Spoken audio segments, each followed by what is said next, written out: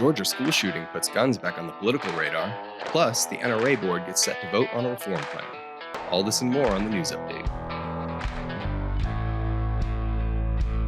No, the devil's got no hold on me. All right, ladies and gentlemen, welcome back to the news update. I'm contributing writer Jake Fogleman, joined as always by Reload founder Stephen Katowski. TheReload.com, of course, is where you can head on over today and sign up for our free weekly newsletter to keep you up to date on all things happening in the world of gun politics and policy. The big news this week that we want to kick off with is, unfortunately, the aftermath of a mass shooting, this time at a high school in Georgia that left 4 people dead, I believe 8 or 9 injured, and is injected gun politics back in sort of the national consciousness. And it's become a bit of a campaign theme as well, because we've seen both presidential candidates react to the shooting. Yeah, unfortunate situation where now we discussed this last week, and I wrote a members piece on it on Sunday, and there hadn't been any mass shootings that meet the Violence Project definition, right? 4 or more killed in a single incident that's, a public incident that's not related to other sort of crime. And, that's fairly unusual to go that long into September and not see high profile gun violence of that type. Usually the Violence Project is tracking between 5 and 10 a year over the last decade or so. And so that was something that I think has kept the gun conversation relatively in the back seat during this campaign. We have had there were like 2 incidents of high profile gun violence. They don't meet the, definition, whatever, that's sort of less important what the definition is for this conversation, and more like what's gotten national media attention. And there's really only been 2 shootings up to this point, and that was the Super Bowl parade back in March. And then, of course, the Trump assassination attempt itself. So now we have a school shooting, a particularly horrific one. And yeah, the idea is perhaps this will bring that focus back to the issue and change the makeup of the race, and potentially change where the candidates are going at the moment, or their strategies. And right now it's still very early, right? We don't know how this is going to develop, if this is going to stay at the top of the news in the way that other school shootings have in the past, if it's going to become a major theme of the election, because like I said, it hasn't been yet.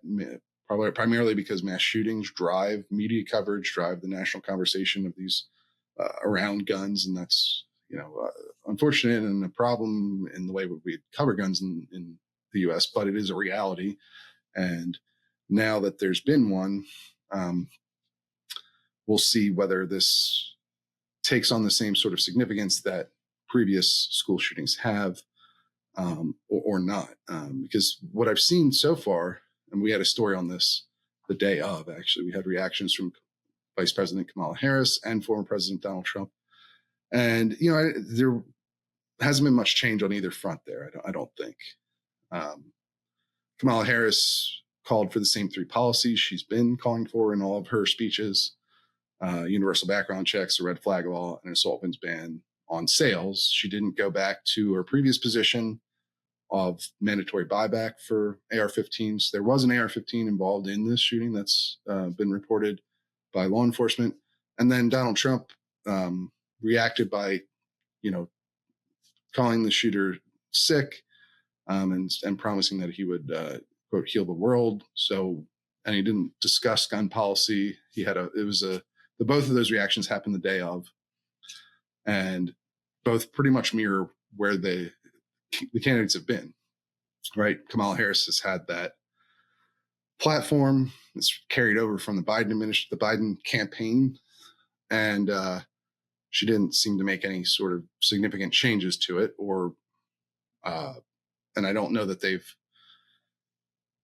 to this point, it's still early, changed their priority lists of issues at this point. And then Donald Trump has remained relatively quiet on gun policy generally. He hasn't changed his positions yet. And he hasn't given an indication that he's going to change his positions necessarily, like he has, for instance, with abortion. So I don't know. Right now, things seem fairly stable, but it's very early in the aftermath of this shooting. There's a lot of disturbing details.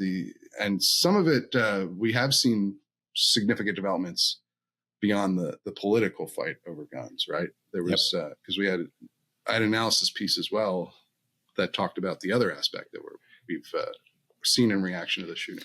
Yeah, that's right. So just yesterday, actually, Georgia officials came out and announced that the shooter's father was arrested and charged, I believe, with second-degree murder as well as manslaughter. I think 2 criminal counts. Yeah, and 8 counts, I think, of endangering, or like cruelty to children, I think it is. Yes. A slew of charges. Yeah. And so we've officially seen another instance of this where the relative, in this case a father, of a mass shooter being criminally charged in relation to that act. We don't have a ton of details yet. They said it was directly related to providing access to the firearm used in the attack. We don't know exactly what that means just yet. We've seen some reporting that he purchased it as a Christmas present for his son about a year ago. And that was after his son had already been contacted by authorities over purported threats. Yeah, he and his son purported threats online about committing mass shootings that the police, unfortunately, said they had no probable cause to take further action on. But so that's what we know so far. But it is just another instance, as you pointed out in your members piece, that it's sort of along the lines of the Crumbly case that we talked so much about in Michigan. Yes. Yeah, I predicted after the Crumbly conviction, after Jennifer Crumbly was convicted, I said, this is, it leaves a lot of questions open, like is where the line is going to be drawn on how parents can be held responsible for the criminal acts of their children, especially gun owners in particular, right?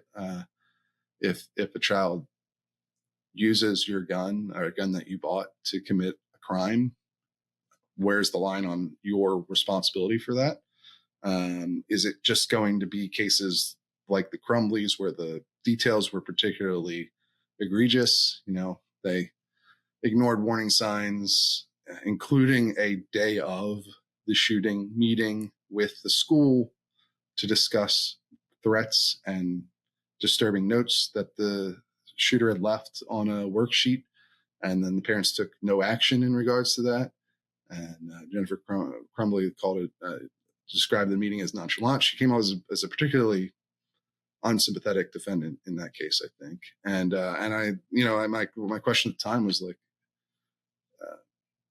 where's the line going to be drawn? But my prediction was we're probably going to see more of these cases. Now that one has been successful. The next test case was the husband in the Crumbly case, and he was also convicted.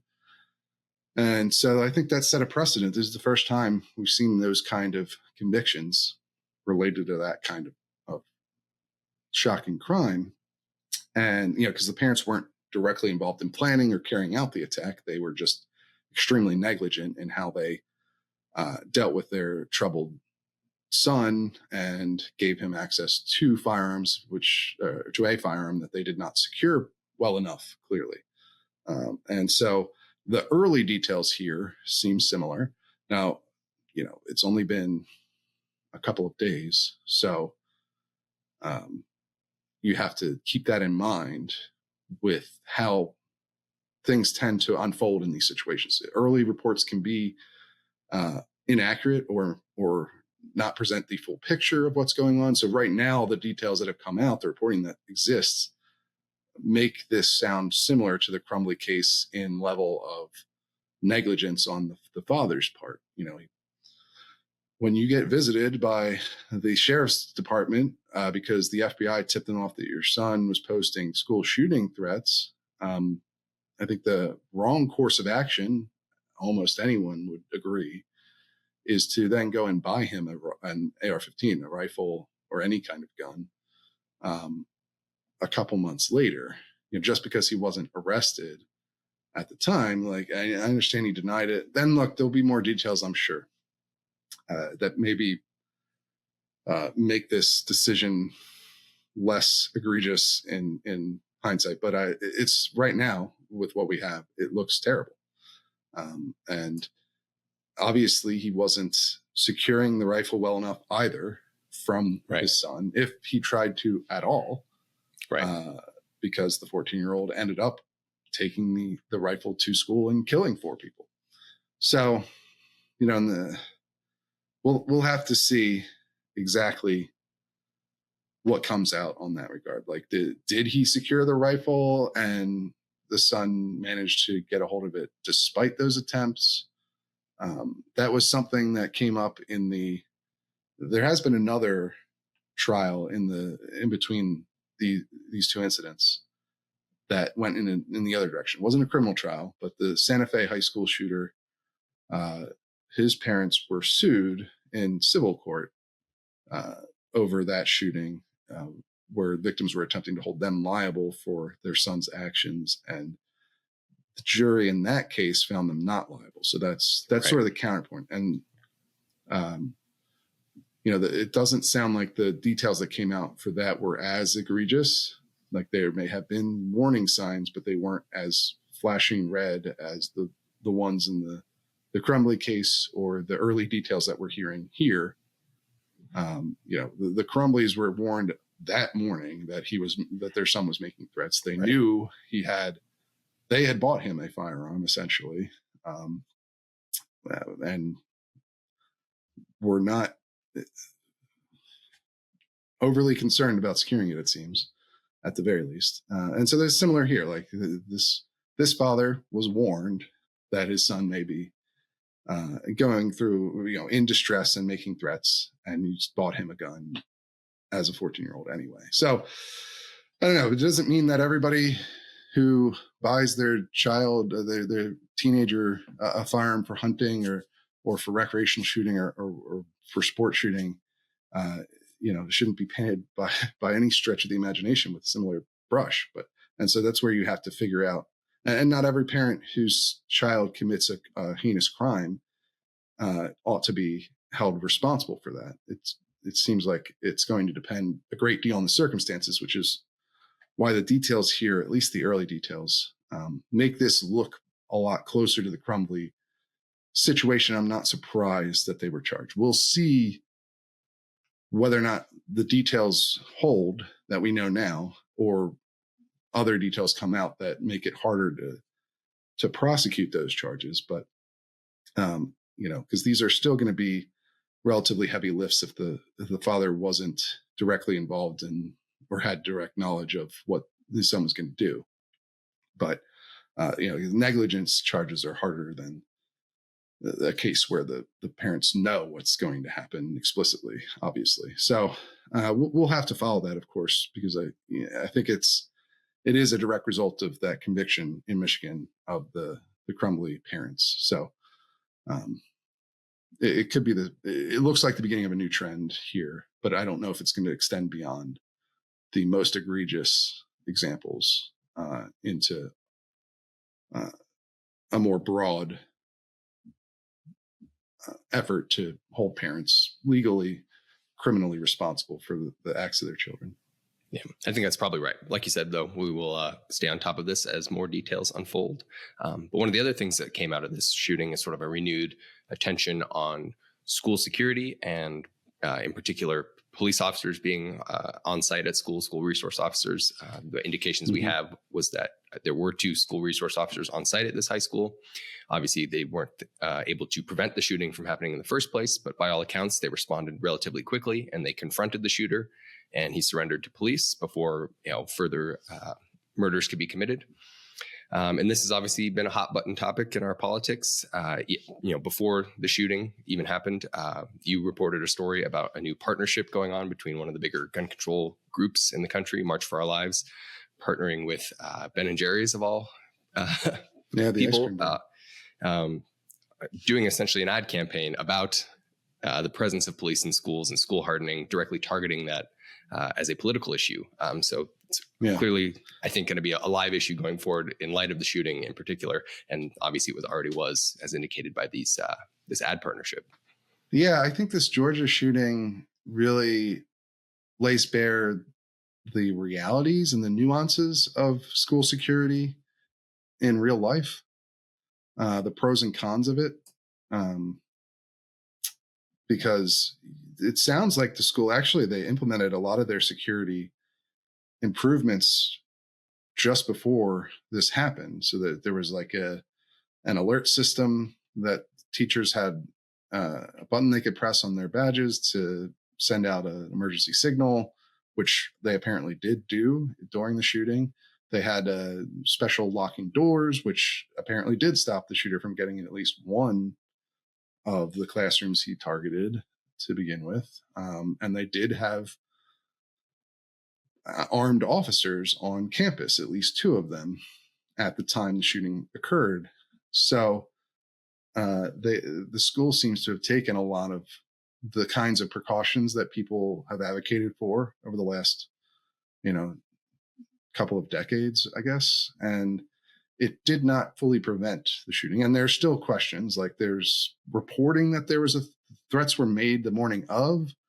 And so obviously that raises questions as to why there wasn't even more of a security presence or posturing at the school during, like, if they were aware of a threat. And that's another detail where it's like, this is early reporting. We don't know exactly what happened there, or even if that's going to turn out to be true. A lot of these things we're not going to learn the full details of weeks and months from now, by the time that most Americans have stopped paying attention to this. But it's important to know these sort of details for trying to address the issue going down the line. But yeah, so on the one hand, they were not able to prevent the shooting from happening. On the other hand, it definitely appears that they were able to minimize how many lives are lost. Not to the level that anyone would find acceptable, obviously. 4 people murdered is horrendous, two of them being students and 2 staff members. But so, it's hard to argue that they didn't have an effect. The school resource officers or the other hardening procedures seem to have had an effect and likely saved lives in this circumstance. It probably would have been significantly worse if the school had not taken the measures that they did. At the same time, it wasn't a perfect solution. It didn't stop everything. And I guess Ben and Jerry's campaign here with March for Our Lives gets to the other side of the other potential negatives of stationing police officers in schools, right? Which their whole ad campaign is about this. Now they take a pretty hard line on it and say that this doesn't help at all, which obviously this Georgia shooting calls into question, as do a number of other incidents where school resource officers did intervene and stop shootings, or at least end them before the shooter could do more harm. It's not the only time that's happened. There was a shooting in Illinois a couple of years ago where a school resource officer stopped a shooter from harming anyone else before they could, get into the school with their gun. So, they're taking a very hard line. The idea that there just isn't a benefit to any of these school hardening procedures, and at the very least that they don't outweigh the negatives associated with it, which Ben and Jerry's and March for Our Lives detail as essentially, they call it the school to prison pipeline, which is this idea that having police stationed at schools makes it more likely that you're going to have them arresting kids because they're there, is sort of the idea behind this. And so they're championing a bill. Now, I will say, like, this is it's an online ad campaign. They're only running it in certain states for whatever reason. I'm not entirely sure why, but they're running it basically in swing states. swing states plus Florida, all the swing states you would think of, and then also Florida. They don't say how much money they're spending, but the ad campaign is going to go through October. They're going to have a lobby day in mid-September sometime. The announcement doesn't say when they're doing that exactly, but they're going to come to DC and lobby lawmakers over this issue. They're specifically supporting a bill introduced by Chris Murphy, the senator from Connecticut, the Democrat, who's been one of the leading legislators in Congress on gun control issues. It's a bill that was introduced last year that hasn't gotten really any momentum at all. I think it has 7 co-sponsors in the Senate and like 27 in the House. So it's not something that's likely to move anywhere anytime soon, even among Democrats, even though all the co-sponsors are Democrats. It's not a lot of them, obviously. So I don't know. It's a bit of an odd campaign to me because it just doesn't feel like it's going to have much impact at all. It also speaks to like the Ben and Jerry's conundrum that like usually brands try to avoid controversy, right? In their advertising or the stuff that they do. Not always, but it's oftentimes. And so they'll try to avoid extremely political marketing. Not always, but they don't usually like receiving tremendous backlash, and it's become especially unpopular of late. But the odd thing with Ben and Jerry's is that they seem to want to hold on to this brand identity of like a small progressive, like extremely progressive ice cream company. But the reality is that Ben and Jerry's is owned by Unilever, which owns like Axe body spray. It owns like 1 billion brands. It's a giant multinational conglomerate, right? And so they kind of are. It's sort of like the opposite. Like they're trying to be extremely political to keep up this brand image of a company that hasn't existed for a long time. Ben and Jerry's is not owned by Ben and Jerry, right? The 2 liberal guys from, I forget what, New England somewhere, right? Oh, yeah. Vermont, yeah. Yeah. Like, because that's how the brand started, and that was the image that they had at the time, and it was very connected to the founders, obviously, who are very left-leaning, progressive, political activist types. But they've tried to sort of keep that brand image even after being acquired by a giant corporate conglomerate. It's just kind of a fascinating, I guess, marketing exercise here, because that's what this feels like to me. It's just a marketing like Ben and Jerry's wants to be known that they're a progressive company, and so they're going to partner with March for Our Lives, which is a gun control group, and tends to be one of the gun control groups further to the left of even Everytown or Giffords on most issues, and tends to extend beyond specifically gun-related stuff into other areas as well. But of course, so do the other groups to some degree. But, it's just feels like an effort to be like, hey, look, we're still that hip Vermont liberal company, even though we sell ice cream in like every part of the world and are owned by Unilever. So anyway, that's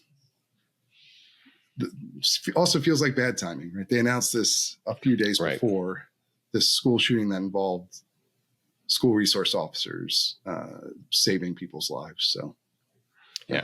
And it's also interesting just to see where, one, the timing, like you said, but 2, where the gun groups are choosing to invest their political capital in a not specifically gun focused. I mean, it's obviously related, but it's not. They're not running gun control ads. They're not choosing to run gun control ads in swing states heading into the election. So it's just another interesting indication on that trend as well. Right. And look, there may be some, the debate over school resource officers, I think is an open one, and they want the bill that they're supporting would transition funding for that into funding for mental health resources in schools. So I don't know that these are even necessarily fully polarized issues at the moment. Sure. In the sense that, in the way that a lot of our other gun debate policies tend to be. But either way, it's just kind of a fascinating thing to watch, especially to me from like a brand perspective for Ben & Jerry's, just kind of continuing to try and sell people the idea that they're still this like little Vermont progressive company that is, I don't know, it's just kind of a fascinating story. But yeah. Speaking of gun groups, though, on the other side, we have some upcoming NRA news. They are having a board meeting this weekend when we're recording, and we have some new reporting that apparently the board is getting set to vote on the NRA's internal proposed reforms that they want to present to the judge. Obviously, that's sort of where we're at in the trial at this moment. It's up to them to come to an agreement on reforms going forward and how the group plans to change its ways, so to speak. And we, at least according to the Brewer law firm, the board is currently getting set to vote on one of those proposals. Yeah, the judge, for those who need a refresher here, after the judge ruled that the court-appointed monitor would not be an appropriate solution for what's going on at the NRA, he thought it was an overreach on the part of the Attorney General. He did say that he wanted the NRA and the AG to come up with a series of reforms that he suggested that the NRA could implement. And some of them are pretty significant ones: shrinking the size of the board, removing some of the people in leadership positions on the board, especially board committees like the audit committee, who had been there during the period of corruption that the jury had gone through in the case. So, and a number of other suggestions as well about changing, the process for getting candidates on the elections for the board, trying to open that up to more people.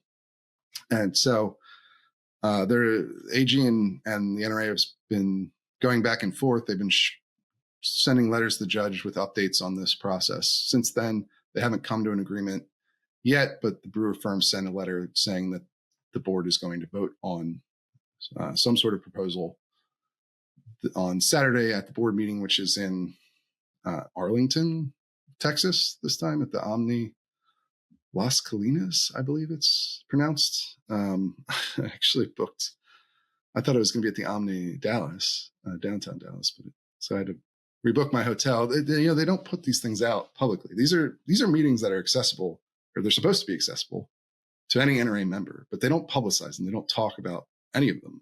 You have to have a source.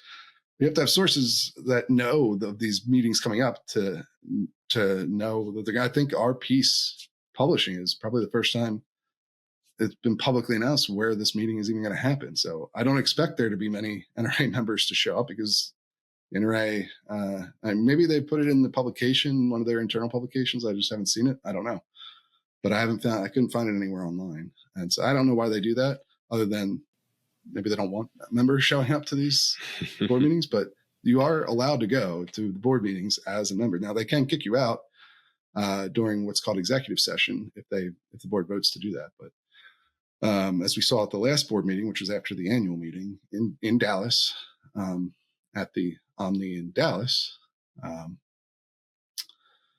they didn't go into executive session during the elections. So I don't know what's going to happen. I will be there, though, to be clear. I'm going, after we're done here, I'm going to the airport, flying to Texas to report on whatever happens there, because the internal fight is clearly still going on.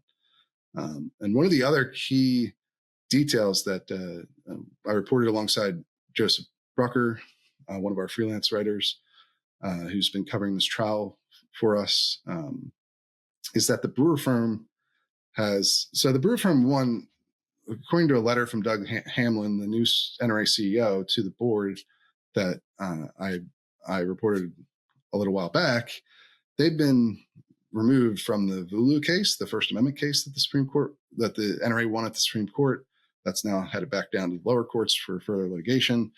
They've swapped out the Brewer firm with a former Solicitor General who's a partner at Jones Day, which is a large law firm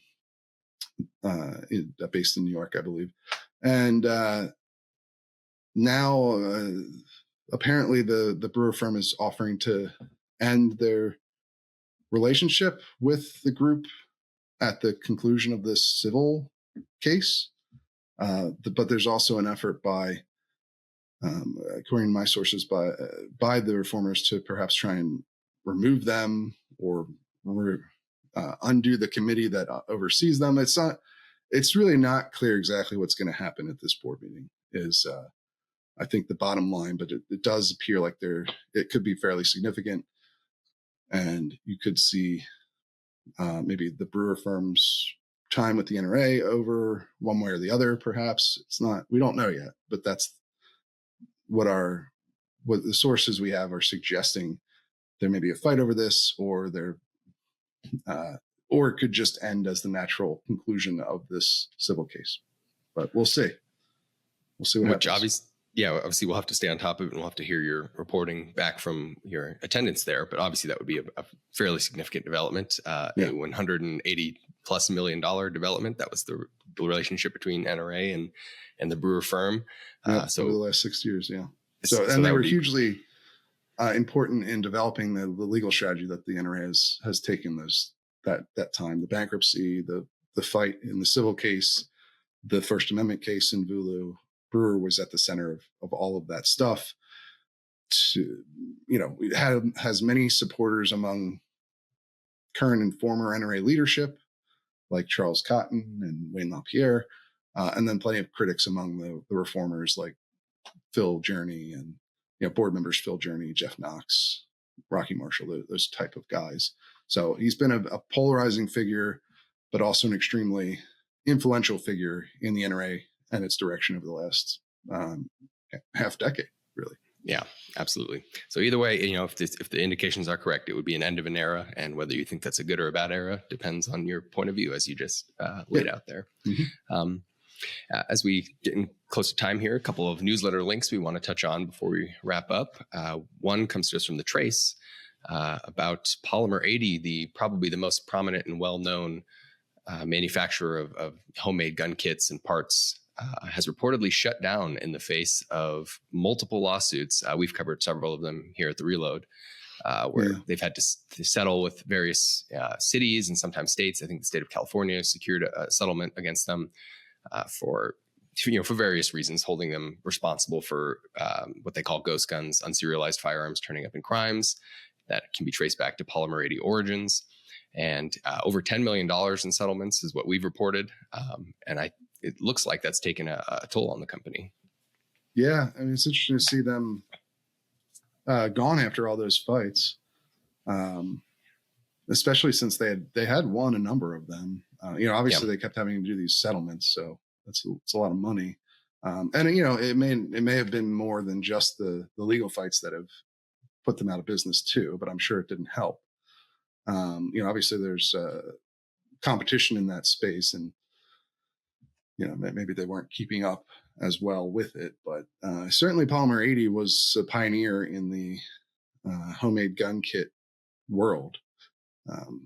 And them shutting down is a pretty significant moment for that community, homemade gun enthusiasts, and then also for law enforcement who've long opposed and gun control groups who've long opposed the ability of people to make their own unserialized firearms because of the overflow into the criminal spaces, the way criminals use that, obviously.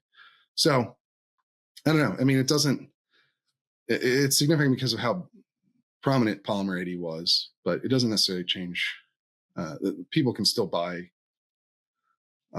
80% lowers and kits and stuff at the moment. Right. The Supreme Court is going to litigate that ATF rule that tried to ban kits, the sale of kits, later this year. So we'll see on the legal side.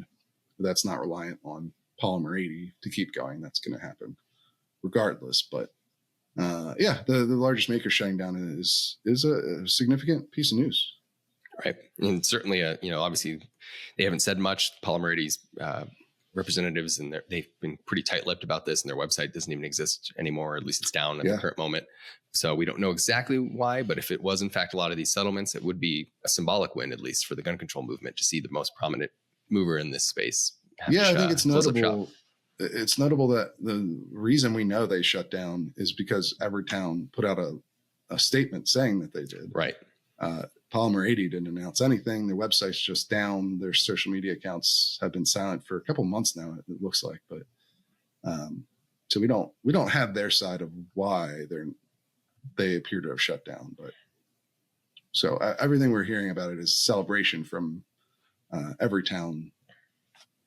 They're taking credit for shutting them down, clearly. But it may well have been more than just that factor. But obviously paying a bunch of settlements is and being barred from selling your product in certain areas is not going to help any company.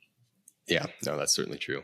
Then the last link we want to talk about before we wrap up came to us from Axios this week, and it was a big splashy announcement of a new pro-gun political venture from Chris Cox, former head of the NRA's Institute for Legislative Action, planning sort of a interesting ad campaign with a strategy targeted specifically, at least according to the reporting, targeted specifically at minorities and women, and sort of this broad cohort of the diversifying group of new gun owners that we've talked about so much over the last couple of years, especially after the pandemic. It really accelerated. So sort of an interesting development in the gun group political space. Yeah, that's what makes it, I think, the most relevant news to me, because, Chris Cox obviously has been, even since he's left the NRA, has been very active in the gun rights movement, gun rights space. He formed a group in 2020 as well, where he was able to raise and spend a couple $1 million on ads in that election. I think in the runoffs in Georgia, obviously didn't turn out the way he wanted, I'm sure, but and I'd like to I think I'm going to try to interview Chris. Chris should have come to us first, if I'm being honest. I would like to have seen this in the Reload before Axios, but we won't hold it against him. Hopefully we can get comment from him on this new operation and how it's different from the old one. It's not the first time he's doing the political group since leaving the NRA. So I'd be interested in the reasoning there, why he's decided to drop the old group and form a new one. But the most fascinating thing to me, and he has raised this is a relatively significant amount of money he's putting in. Like, if you look at our reporting on the different gun rights groups outside of the NRA, you're not seeing a lot of, highly funded operations at this moment. And so while he's not bringing in the kind of money that can compete even with the diminished NRA political machine, it is a significant amount, several $1 million, right? Is what I believe he's raised already and committed to spending. So it's interesting to see someone put that kind of money behind a strategy to try and activate those new gun owners that we've, like you said, we've been talking about since 2020. We've had this surge in gun ownership among minorities and women. And the theory has long been that should change gun politics over time, because gun owners tend to be less favorable of gun restrictions on the whole. And so if people who have traditionally voted Democrat, demographics that have traditionally voted for Democrats become more pro-gun because they've bought firearms, presumably that will change the dynamics of the gun debate in the United States. That's the idea, at least. And we haven't really seen a lot of effort to try and activate those new gun owners in those specific demographics before now. So that's what interests me most about what Chris is doing with this new group. So, hopefully we can talk to him maybe next week and get some more insight into what's going on there. But that's what intrigues me about it, for sure. Yeah. either way, it's the first test case we've seen to actually try that theory out in terms of the realm of politics. It's been talked about and discussed, and this is the first time we're actually seeing some money get put behind it to hopefully see if they're, hopefully from their perspective, see if that pays dividends. So it'll be interesting either way to see what that means in terms of elections. So, but I think that does it for us on the news side. Obviously, your weekend plans, you kind of already teased. You're going to be flying out to Texas to cover the NRA meeting. Leave to fly out soon. Catch the Eagles game in Dallas, of all places. But what can you do? That's a curse right Peacock. there. Yeah. I'm going to stream it. So I guess I'll watch. I don't know. I'll watch on my phone. I don't think the TVs in the hotel are going to have Peacock, but yeah. What can you do? So I'm looking forward to it, though. I think I think the Eagles are going to have a good season. What about you? What do you think of the Broncos?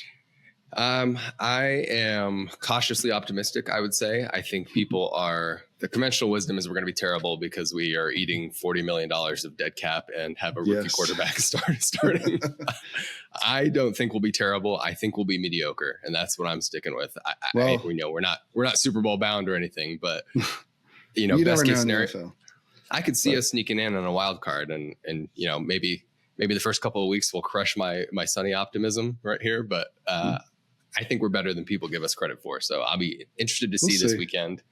I've got Sutton on my team. He's on my fantasy team. He's on the bench right now, but maybe he'll be upgraded to the starting lineup at some point. We'll see.